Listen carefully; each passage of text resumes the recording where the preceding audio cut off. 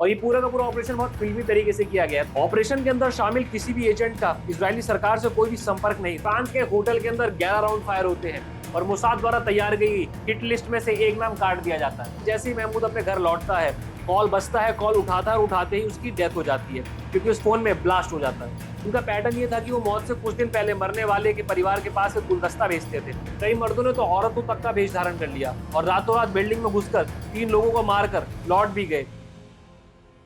जय हिंद दोस्तों, उम्मीद करता हूँ आप सब बहुत अच्छे होंगे। ऐसा कहा जाता है कि किसी भी देश की ताकत को और उसके पराक्रम को अगर समझना है तो उसके आर्मी की वर्किंग स्टाइल को समझना बहुत जरूरी है। उसकी खुफिया एजेंसी कैसे अपने दुश्मनों के ऊपर अपने ऑपरेशंस परफॉर्म करती है, कैसे बदला लेती है, कितना सक्सेसफुली उन किलिंग ऑपरेशंस को एग्जीक्यूट करती है, उसको समझना बहुत जरूरी है। और यही फैक्टर्स हैं जिससे ये पता चलता है कि वो देश कितना ज्यादा सशक्त है, कितना ज्यादा मजबूत है। दुनिया भर के इतिहास के अंदर ऐसे कई सारे ऑपरेशंस अभी तक देखे गए हैं। जैसे मैं एग्जांपल के तौर पे आपको बताना चाहूंगा, भारत ने पाकिस्तान के ऊपर ऑपरेशन सिंदूर परफॉर्म किया अभी रिसेंटली। उसके कुछ समय पहले हम लोगों ने बालाकोट में एयर स्ट्राइक किया था पाकिस्तान के अंदर घुस के, और उसके कुछ समय पहले हम लोगों ने सर्जिकल स्ट्राइक करी थी पाकिस्तान की धरती के ऊपर जाकर के। तो दोस्तों, ऐसे कई सारे ऑपरेशन दुनिया भर के इतिहास में लिखे हुए हैं। आज की वीडियो हम ऐसे ही एक ऑपरेशन के बारे में करने वाले हैं जो कि दुनिया के सबसे डेडलीस्ट किलिंग ऑपरेशंस में से एक है।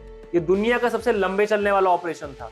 ये ऑपरेशन लगभग 20 साल तक चला था, जिसमें दुनिया भर से लोगों को ढूंढ ढूंढ के मारा जा रहा था। लाशें लगभग 20 साल तक गिर रही थी। ये ऑपरेशन था इजराइल की खुफिया एजेंसी मोसाद द्वारा परफॉर्म किया गया ऑपरेशन रैथ ऑफ गॉड। जी हाँ, ये ऑपरेशन 1972 म्यूनिक ओलंपिक्स के दौरान इजराइल के मारे गए 11 खिलाड़ियों की मौत के बदले का था। दोस्तों, अगर मैं इजराइल की बात करता हूँ तो इजराइल का फॉर्मेशन 1948 में हुआ था और उस समय से लेके आज तक इजराइल अपने चारों तरफ दुश्मनों से ही घिरा हुआ है। फिर चाहे वो ईरान हो, लेबनान हो, सीरिया हो, फिलिस्तीन हो या फिर हमास जैसा बड़ा आतंकी संगठन हो, इजराइल का पूरा इतिहास संघर्ष से ही भरा हुआ है। मगर कुछ तो ऐसा कारण है कि इतने बड़े बड़े देशों के खिलाफ होने के बावजूद भी इजराइल तस से मस नहीं हुआ। जो इजराइल अपने शुरुआत के सालों में सर्वाइवल की लड़ाई लड़ रहा था, आज वो एक ऐसे समय पर आ गया जहां पर वो अपने दुश्मनों को नेस्त नाबूद करने की कगार पर है।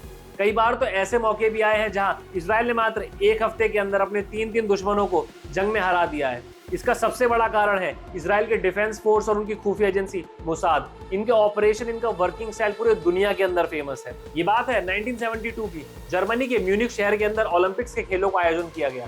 दुनिया के सभी खिलाड़ी इन खेलों में हिस्सा लेने पहुंचे थे। इसी में इजराइल के 11 एथलीट्स भी शामिल थे। इन खेलों की शुरुआत से ठीक पहले ब्लैक सितंबर, जो कि बहुत बड़ा टेररिस्ट ग्रुप हुआ करता था, उसके साथ में फिलिस्तीन लिबरेशन, इन दोनों ने मिलकर के इजराइल के इन 11 खिलाड़ियों को बंधक बना लिया और फिर इजराइल से मांग करी कि इजराइल के जेल के अंदर बंद 234 फिलिस्तीनी कैदियों को रिहा कर दिया जाए। मगर इजराइल का शुरू से ही स्टैंड बहुत क्लियर था कि वो कभी भी टेररिस्ट के साथ में कोई नेगोशिएशन नहीं करते। उसके बाद में जर्मन सरकार ने इंटरफेयर किया।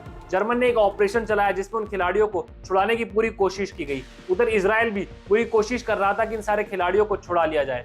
जब इस बीच जर्मन पुलिस द्वारा बचाव का प्रयास किया गया तो आतंकियों ने सभी इजरायली खिलाड़ियों को मार डाला। इस मुठभेड़ में एक जर्मन पुलिस अधिकारी और 5 आतंकवादी भी मारे गए। म्यूनिक ओलंपिक्स में हुए इस हमले से पूरी दुनिया में तहलका मच गया था। मगर सबसे ज्यादा डैमेज जो हुआ था वो हुआ था इजराइल को, क्योंकि इजराइल के 11 एथलीट्स मार दिए गए थे। जिसके बाद से इजराइल बदला लेने के लिए बहुत ज्यादा परेशान था। उसने अपने दुश्मन देशों के ऊपर बड़े अटैक्स किए जिसमें 200 से ज्यादा लोग मारे गए। मगर कहीं ना कहीं जिन लोगों ने इन खिलाड़ियों को मारा था उनके मास्टरमाइंड सभी भी कहीं ना कहीं जिंदा थे, जिसकी वजह से इजराइल बहुत ज्यादा परेशान था और ये सब लोग उनकी आंखों का कांटा बने हुए थे। इसके बाद से इजराइल की उस समय की प्रधानमंत्री गोल्डा मेयर ने डिसाइड किया कि मोसाद एक ऑपरेशन स्टार्ट करेगा जिसका नाम होगा रैथ ऑफ गॉड। और इस ऑपरेशन के अंदर खिलाड़ियों को मारे गए जो दोनों आतंकी संगठन थे उनके सभी मास्टरमाइंड्स को ढूंढ ढूंढ के मारा जाएगा। और उसके बाद मोसाद अपनी प्लानिंग तैयार करता है और फिर शुरुआत होती है दुनिया के सबसे लंबे चलने वाले ऑपरेशन की, जिसमें किसी एक देश में ही नहीं बल्कि दुनिया के कोने कोने में लोगों को ढूंढ ढूंढ के मारा जाता है। और मारने का स्टाइल भी बहुत अलग होता है। जब भी किसी को मारना होता है तो उसको पहले चिट्ठी भेजी जाती है, उसको पोस्ट दिया जाता है, अखबार में उसका इश्तिहार दिया जाता है और फिर उसके बाद उसे मारा जाता है। अब सोचिए कितनी स्ट्रॉन्ग तरीके से इस ऑपरेशन को एग्जीक्यूट किया मोसाद ने, कितना शार्पली और कितना एक्यूरेसी के साथ में ये पूरा का पूरा ऑपरेशन एग्जीक्यूट किया गया। और ये पूरा का पूरा ऑपरेशन बहुत फिल्मी तरीके से किया गया। तो आइए समझते हैं कैसे इस ऑपरेशन को स्टार्ट किया गया। इस ऑपरेशन की कमान मोसाद के ही एक एजेंट माइकल हरारी को सौंपी गई। उन्होंने 5 टीमें बनाई। हर टीम का नाम एक खास हिब्रू अल्फाबेट पर रखा गया था। आलिफ एक टीम थी, इस टीम में 2 ट्रेन किलर थे। उसके बाद एक टीम थी बैट, जिसमें 2 एजेंट थे जो बाकी टीम की फर्जी पहचान का इंतजाम करते। उसके बाद में एक टीम थी हेड, इसमें 2 एजेंट थे जिनका काम होटल्स, कार यानी कि पूरी लॉजिस्टिक को मैनेज करना था। इसके अलावा एक टीम थी आइन जिसमें कि 6 एजेंट थे। इनका काम निशानदेही और टीम के लिए एस्केप रूट तैयार करना था। 5वीं टीम थी कॉफ जिसमें 2 लोग थे जो कम्युनिकेशन का सारा मैनेजमेंट संभाल रहे थे। ऑपरेशन के अंदर शामिल किसी भी एजेंट का इजरायली सरकार से कोई भी संपर्क नहीं था, वो बस माइकल हरारी को ही रिपोर्ट करते थे। और फिर इस ऑपरेशन की शुरुआत होती है 16 अक्टूबर 1972 से, जब फ्रांस के होटल के अंदर 11 राउंड फायर होते हैं और मोसाद द्वारा तैयार गई हिट लिस्ट में से एक नाम काट दिया जाता है। और फिर उसके ठीक 1 महीने बाद फ्रांस से ऐसी ही खबर आती है जहां पर ब्लैक सितंबर का एक लीडर महमूद हमशारी, जो कि एक अपार्टमेंट रेंट करके रह रहा था, वो वहां पर छुपा बैठा था। उसे एक दिन कॉल आती है एक पत्रकार की। पत्रकार उसे मिलने बुलाता है और महमूद जैसे ही अपने घर से बाहर निकलता है, मोसाद की एक टीम उसके घर में घुसती है और उसके टेलीफोन में बॉम्ब लगा देती है। उसके बाद जैसे ही महमूद अपने घर लौटता है, कॉल बजता है, कॉल उठाता है और उठाते ही उसकी डेथ हो जाती है क्योंकि उस फोन में ब्लास्ट हो जाता है। इसके बाद लगातार ऐसे ही हमले होते रहे। म्यूनिख हमलों के लिए जिम्मेदार हर शख्स को चुन चुन कर मारा गया, यहाँ तक कि ऑपरेशन के लिए इजराइल ने अपने दोस्तों की भी फिक्र नहीं की।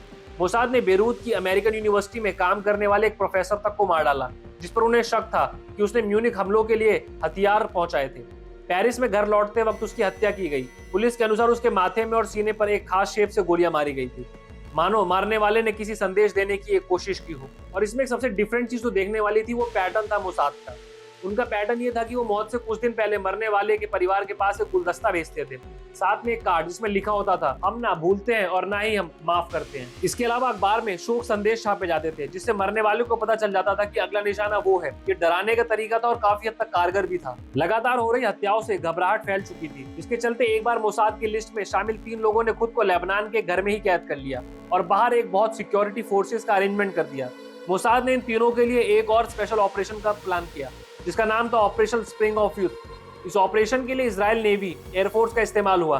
स्पीड बोट के जरिए इजरायली स्पेशल फोर्स के कमांडोज लेबनान के तट पर उतरे। यहाँ उनकी मुलाकात मोसाद एजेंट से हुई। ये लोग आम लोगों के भेष में अपने टारगेट तक पहुंचे। कई मर्दों ने तो औरतों तक का भेष धारण कर लिया और रातों रात बिल्डिंग में घुसकर 3 लोगों को मारकर लौट भी गए। एक बिल्डिंग तो इतनी चाक चौबंद थी कि उस पर पैराट्रूपर्स तक को उतारना पड़ गया। तो दोस्तों ये सिलसिला 20 साल तक चला। 20 साल तक दुनिया के कोने कोने में मोसाद की टीम ने लोगों को ढूंढ ढूंढ के मारा। एक एक व्यक्ति को जो इजराइल के खिलाड़ियों को मारने के लिए जिम्मेदार था, सबका खात्मा किया गया। इसीलिए दुनिया के सबसे सक्सेसफुल ऑपरेशंस में से माना जाता है ऑपरेशन रेथ ऑफ गॉड।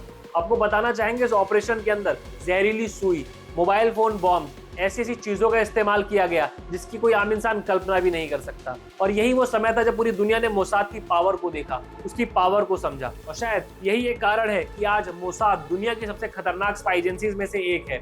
दुनिया के बड़े बड़े देशों के इजराइल के पीछे लगे होने के बावजूद भी इजराइल तस से मस नहीं है। इजराइल बहुत मशहूर है अपने दुश्मनों को रातों रात गायब करने के लिए, जिसका सबसे बड़ा कारण शायद कहीं ना कहीं मोसाद है। मोसाद की नेटवर्किंग इतनी स्ट्रॉन्ग है, उनकी वर्किंग स्टाइल इतना ज्यादा एक्यूरेट है, जिसकी वजह से शायद ईरान, लेबनान, सीरिया और फिलिस्तीन, हमास जैसे बड़े बड़े आतंकी संगठन भी इजराइल को तस से मस नहीं कर पा रहे हैं। तो दोस्तों ये स्टोरी थी इस दुनिया के सबसे लंबे चलने वाले killing operation, operation Wraith of God की। उम्मीद करता हूँ आपको आज का वीडियो पसंद आया होगा। अगर वीडियो पसंद आया तो वीडियो को लाइक करके शेयर कर दीजिए। चैनल पर नए हैं तो चैनल को सब्सक्राइब कर दीजिए। अपने अपने परिवार का ख्याल रखिए। जय हिंद।